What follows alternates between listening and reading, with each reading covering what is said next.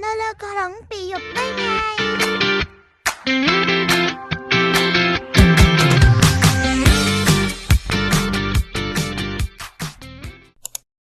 ចាបាទក្បាលដំបងមកគឺគ្នាយើងទាំងអស់9នាក់អត់មានណាគេមកឡែតទេឡើងលើឡានពីភ្នំពេញទៅកាន់ខេត្តបរសៃអនុហើយបានយើងឆ្លងតទៅកាន់កោះរងក្រោយណាទាំងអស់គ្នានេះយើងបានចង់មកផ្លូវលបឿនលឿនណាចំណតដើម្បីសម្រួលអាយ៉ាប័តខ្លះហើយអ្នកខ្លះក៏ទិញអីញ៉ាំអញ្ចឹងទៅមកដល់នេះឡានមករៀងឡែតបាត់ហើយអ្នកទាំងគ្នាពួកខ្ញុំឡែតជើងទូកចេញពីខាងកំពង់សោមទៅខាងកោះរងហើយវាសយអីថ្ងៃហ្នឹងមានភ្ញៀវទៅច្រើនមែនតើធ្វើឲ្យស្ទះកំពង់ផែមានណាម្នាក់នាំគ្នារត់ពីកន្លែងបេនឡានជីផាសអេផងអីផងរត់ពីកន្លែងឆក់ទ្វារកំពង់ផែហ្នឹងនាំទៅដល់កំពង់ផែគឺបែកញើសជុកនាំគ្នាបាក់ស្បាតមើលរូបនៅលើទូកនេះនាំដល់ទូកម្នាក់រៀងបាក់ដេកផងអីផងវាក្តៅហ៎ពួកខ្ញុំទៅនេះនាំគ្នាគេងជាដមសភាពបន្ទប់របស់គេគឺបែបនេះមានតែរូបគិតថាប្រហែលប៉ុណ្ណឹងចប់ហើយមែនអត់ចប់ទេអ្នកនរគ្នាគឺផ្លូវឡើងទៅតែនេះពេលកក់គេនិយាយថាតែត្រឹមចង្ងាយ100ទៅ200ម៉ែត្រពីឆ្នេរហើយធៀបពិតមានណាអ្នកនរគ្នាឡើងលើភ្នំផងអីផងមើលមុខម្នាក់កន្លែងនេះម្នាក់សប្បាយចិត្តណាឡើងមកដល់ឃើញឈ្មោះដមដោយត្រូវគេងតែដល់ពេលមកដល់ភ្លាមលេងម្ចាស់កន្លែងហ្នឹងគាត់ប្រាប់ថាអត់ទេអូនបន្ទោណឯងនៅខាងលើមួយជាន់ទៀតមានណាម្នាក់នាំគ្នាឲ្យបានឡើងទៅមកតង់ទៀតឡើងមកដល់ភ្លាមម្នាក់ស្វែញ៉ាំអីព្រោះយើងបានកំងគ្រឿងសមុទ្រអាចឆ្អិនស្រាប់អាចឆៅពីខាងកំពង់សោមមកគឺស្រស់ឆ្ងាញ់ខ្លាំងមែនតើហ្មងនងភ្នៀងអង្គុយញ៉ាំនៅកន្លែងដមហ្នឹងហើយមុនយើងទៅដើរលេងនៅឆ្នេរម្នាក់ញាប់ដៃញាប់ជើងនងភ្នៀងញ៉ាំមកហើយប្រញាប់អាងងូចទឹកដូរកៅអៅដើម្បីចេញតាទៅបន្តទៀតនេះផ្លូវយើងចោះពីខាងដមទៅដើម្បីទៅកាន់ឆ្នេរផ្សេងនៅលើកោះរងហ្នឹងតោខ្ញុំជិះ3នាក់ដល់គ្នាខុសគេអានេះផ្លូវដែលយើងជិះទៅគឺទេសភាពស្អាតអញ្ចឹងរហូតចៃដល់ថ្ងៃដែលពួកខ្ញុំទៅហ្នឹងគឺទេសភាពស្អាតមែនតើបានន័យថាវាអត់មានកម្ដៅអីក្ដៅខ្លាំងដែលធ្វើឲ្យយើងជិះទៅវាបែកញើសវាអីអត់ fresh គឺពួកខ្ញុំពេលមកល្ងាចហ្នឹងគឺសុបាយខ្លាំងមែនតើហ្មងតាមពិតទៅ plan ជិះម៉ូតូហ្នឹងយើងថាជិះថ្ងៃស្អែកទេប៉ុន្តែដោយសារតែយើង let ពីខាងពេញមកហើយអញ្ចឹងធ្វើឲ្យ boat trip ដែលយើងជួលគេហ្នឹងគឺអត់បានចេញទៅជាមួយគេទេគេចេញទៅមុនអញ្ចឹងទៅយើងធ្វើការដូរ plan មកល្ងាចនេះគឺយើងជិះម៉ូតូនៅលើកោះលេងហ្មងហើយទៅកាន់ឆ្នេរផ្សេងមើលថ្ងៃលិចទាំងអស់គ្នាហើយទីតាំងដែលយើងទៅទី1ហ្នឹងគឺទៅឆ្នេរឡុងប៊ីចអ្នកទាំងអស់គ្នានៅលើកោះហ្នឹងឆ្នេរឡុងប៊ីចគឺស្អាតខ្លាំងមែនតើហ្មងអានេះយើងមកដល់ទីតាំងរបស់គេហើយកន្លែងហ្នឹងដូចជាចូលអត់អស់លុយទេអ្នកទាំងអស់គ្នាយើងចូលថតរូបថតអីបានមកស្អាតតែពួកខ្ញុំនាំគ្នាទិញដូងទិញអីញ៉ាំដែរអញ្ចឹងហើយមើលឆ្នេរមើលសមុទ្រអ្នកទាំងអស់គ្នាដូចក្នុងវីដេអូហ្នឹងគឺស្អាតខ្លាំងមែនតើហ្មងឡើង fresh ហើយគ្នាខ្ញុំ9នាក់ទៅហ្នឹងនាំគ្នាចែកជើងគ្នាថតរូបរៀងខ្លួនពួកយើងថតរូបរៀងខ្លួនថតរូបជុំគ្នាហើយនាំគ្នាញ៉ាំទឹកដូងអង្គុយលេងចាប់ដើមមានថ្ងៃលិចមកណាបងប្អូនគ្នាគឺស្អាតខ្លាំងមែនតើហ្មងខ្ញុំអត់ដឹងថារយៈពេលហ្នឹង10ឆ្នាំមានប៉ុន្មានដងទៀតទេនាំគ្នាសប្បាយអស់ចិត្តអស់ចង់ហើយក៏ចេញពីឆ្នេរនឹងមកគឺផ្លូវចេញពី resort គេគឺបែបនេះអ្នកនរគ្នាfresh ខ្លាំងមែនតើហ្មងហើយតិចស្រួលខ្លួនមែនតើហ្មងហើយនំគ្នាជិះម៉ូតូម្នាក់មួយម៉ូតូហ្នឹងអ្នកនរគ្នាភ្លេចប្រាប់យើងជួលណាយើងជួលជិះ2ថ្ងៃពេញហ្មងពួកយើងចូលឆ្នេរមួយទៀតដែលនៅជាប់ឆ្នេរឡុងប៊ិចហ្នឹងដែរតាមពិតវានៅជួលតែមួយគ្រាន់តែប្លង់របស់វាមិនសូវស្អាតដូចអាមុនអញ្ចឹងណាហើយគ្នាខ្ញុំផុសនាំគ្នាចំណុំគ្នានេះមិនដឹងថាធ្វើអីទេកាយខ្សាច់ចុះឡើងសង្ស័យឃើញកូនក្តារមិនមើលទៅខ្ញុំស្រីនាំគ្នាថតរូបបែបលក្ខណៈ aesthetic ថត landscape ទុក ad story ទុកអីអញ្ចឹងទៅហើយក៏កលែកមកដើរចេញទៅវិញហ្នឹងឃើញថ្ងៃលិចពណ៌ស្អាតមែនតើអញ្ចឹង plan ពេលយប់របស់យើងបន្តទៀតហ្នឹងយើងញ៉ាំគ្រឿងសមុទ្រជុំគ្នាអាំងគ្រឿងសមុទ្រនៅតាមឆ្នេរដែលយើងទៅហ្នឹងដូចជាឆ្នេរឡុងសិតអ្នកនរគ្នាយើងអង្គុយអាំងញ៉ាំនឹងជុំគ្នាឥឡូវយើងនាំគ្នាចេញទៅយកគ្រឿងសមុទ្រគ្រឿងអីនៅអូតាយសិនខ្ញុំនិយាយដល់ខ្ញុំត្រូវយកបាយយកអីខាងមួយដែរអញ្ចឹងមានបងឡងនេះមកសម្បត្តិស៊ីបងឡងមកសម្បត្តិស៊ីមកទៅហូប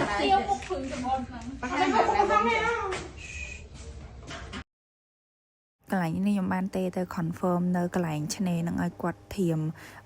ចេះក្រានខ្ជូងអីសម្រាប់ឲ្យខ្ញុំអាំងគ្រឿងសមុទ្រញ៉ាំនៅនឹងជុំគ្នាហើយយើងក៏ចេញពីអូតាទៅកន្លែងហ្នឹងហើយនេះផ្លូវទៅណាបងប្អូននិយាយរួមទៅមួយជិះម៉ូតូដូចទៅប្រយុទ្ធប្រឆាំងជាមួយនឹងស្អីអញ្ចឹងហើយខ្ញុំជិះម៉ូតូមួយទៀតពីអ្នកមិត្តភ័ក្ដិខ្ញុំព្រោះប្រុសគេកាន់កេះស្នាវធំហ្មងខ្ញុំមកមើលវីដេអូនេះឡើងវិញណាបងប្អូនម៉ែឡើងស្ទៀវនៅលើកោះហ្មងធ្វើស្ទៀវនៅក្រុងអស់ចិត្ត មកស្ទីលលើកោះទៀតណាគ្នាផ្លូវហ្នឹងគឺគេអត់ចាក់បេតុងណាផ្លូវគ្រោះដីសហ្មងហើយជិះម៉ូតូដល់ទៅដល់ហ្នឹងបាច់មើលមុខមាត់ហើយនឹងកាអាវអ្នកគ្នាមើលវីដេអូនេះទាំងគ្នាមិត្តភក្តិខ្ញុំប្រុសពីរអ្នកហ្នឹងគឺវាជិះប្រហុយដាក់យើងអ្នកខាងក្រោយហ្នឹងហ្មងគឺថាអូយវេទនាមែនតើហ្មងមកដល់ឆ្នេរហើយនាំគ្នាអាំងគ្រឿងសមុទ្រអាំងអីញ៉ាំទាំងអស់គ្នាអង្គុយញ៉ាំទាំងអស់គ្នានិយាយទៅចែកគ្នាលេងនិយាយរួមទៅជីវិតរបស់យើងគឺ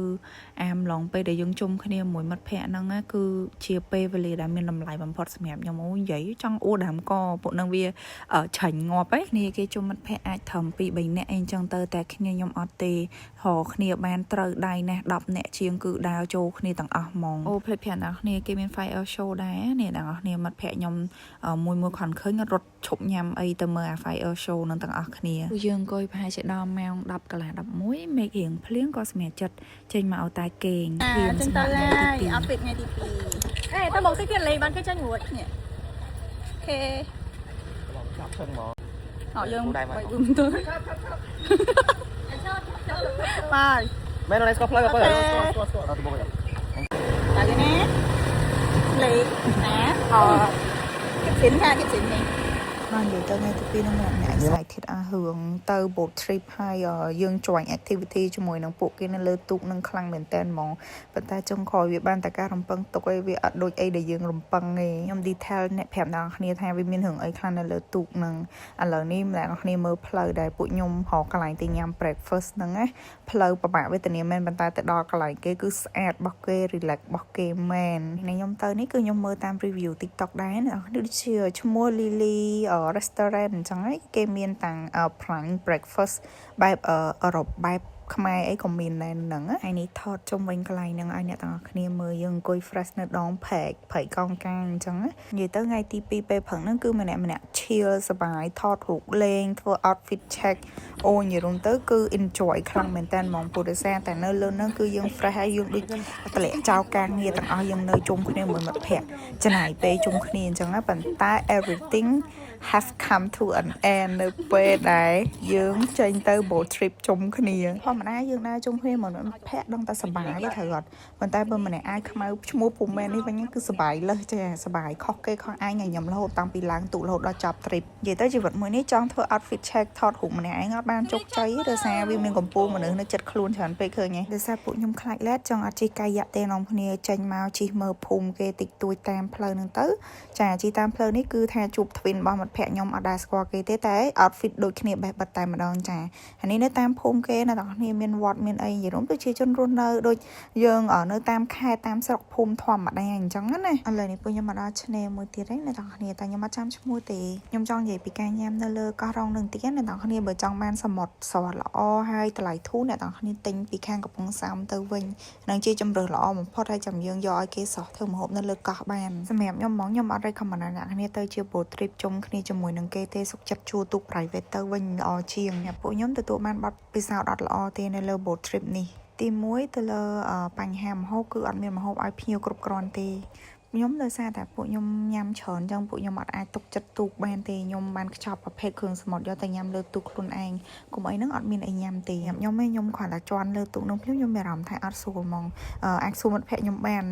មកម្លងដើរហ្នឹងគ្រាន់តែខ្ញុំទាចោះពីលើទូកហ្នឹងចង់10ដងបានហើយគ្រាន់តែឡើងមិនតាន់បានចេញទៅ boat trip ផងគេយកភ្ញៀវនៅកន្លែងផែផ្សេងហ្នឹងខ្ញុំសុំចោះ3ដងហើយបាត់ហើយរឿងដែលសំខាន់ហ្នឹងគឺតាក់ទងជាមួយនឹងប្រព័ន្ធសុវត្ថិភាពនៅលើទូកហ្មងនៅលើទូកហ្នឹងអត់មានអាវពងឲ្យភ្ញៀវទេសចរគ្រប់រូបសម្រាប់ពាក់ទេសម្បីក្មេងៗក៏អត់មានដែរហើយនឹងមូលហេតុមួយទៀតគឺគាត់ដាក់ចំនួនមនុស្សលើសកំណត់អញ្ចឹងទៅម្ហូបអាហារគឺអត់មានញ៉ាំគ្រប់គ្នាទេបញ្ហាធំដែលខ្ញុំគិតថាវា wasting time ខ្លាំងបំផុតហ្មងព្រោះដោយសារយើងចំណាយពេលនៅលើទូកហ្នឹងចន្លោះពីម៉ោង1រហូតដល់ម៉ោង8យប់ហ្មងហើយបើសិនជាអ្នកទាំងគ្នាយកអាពេលហ្នឹងដែលយើងមានហ្នឹងយើងទៅដើរលេងនៅលើកោះគឺយើងទៅបានច្រើនកន្លែងមែនតើធ្វើ activity បានច្រើនជាងនឹងឆ្ងាយខ្លាំងហើយនៅលើទូកហ្នឹងរោគរាក់ខ្លាំងមានចាស់គាត់ពលមានក្មេងៗយំហើយសំខាន់មានបន្ទប់ទឹកនៅលើហ្នឹងហើយបន្ទប់ទឹកលើហ្នឹងគឺលិចអាទឹកពីខាងលើធ្លាក់មកខាងក្រោមហ្នឹងចាដូចទឹកអាចឈុលតាមមកហើយបើយើងមិនចូលរួមធ្វើអីសោះក៏មិនកើតដែរព្រោះម្នាក់ចំណាយអស់$15 $20ដែរនឹងសម្រាប់ការជិះទូកហ្នឹងអញ្ចឹងនៅលើទូកហ្នឹងគេឲ្យយើង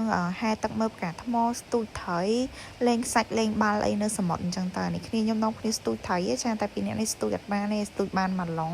បានជាតិហើយនឹងភូមិមែនចានាំគ្នាស្ទូចបានធំទៀតណាសម្រាប់នេះពេលល្ងាចខ្ទង់ម៉ោង4ម៉ោង5គេឲ្យមើលថ្ងៃ ngày lệnh xã chẳng á ở trong bộ nhóm dục láng nóm kia cho room rom lên ấy tịch tụi tại bộ nhóm hỏa mặt ban tròn tê xẹp ta mà sẽ túc khói nè tao này mà sân bó tụt nơi khang khói nó cứ viên lang sáng họ che tránh cả phơn mỏng nè tao này sẽ sớm mơ bờ mà sân tục cha hay dương nơi cả một dương của từ tam phơi nè lời nằng nên nếu nhom có ban phèp khi nhom ao pong do ấy mà bẹ chẳng ta bong mà cha tục nó bay trên vậy phèp tham bạch bẹ mạch ấy tê hai thưa sau chấm ọ lọ lời của nhom mình hai tang đà nắng vi chi hưởng ở dụ chi vật á ni chi vịt ô đã của nhom thọt ban ta dương thọt ở ban à pe đã bị cha khlang á nè để ket bật hài à pe cha khlang nó cứ bay ca phơn hai ca phơn nó cứ việc tiệt ba chấm mũi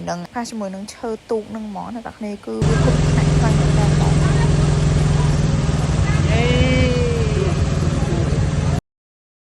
chà đó bên em làm nè cha ta thọt hộp sao và lập tốc tới nè đó hiện tại không chất cứ pay nè anh ấy sẽ khi tiền mà đau mình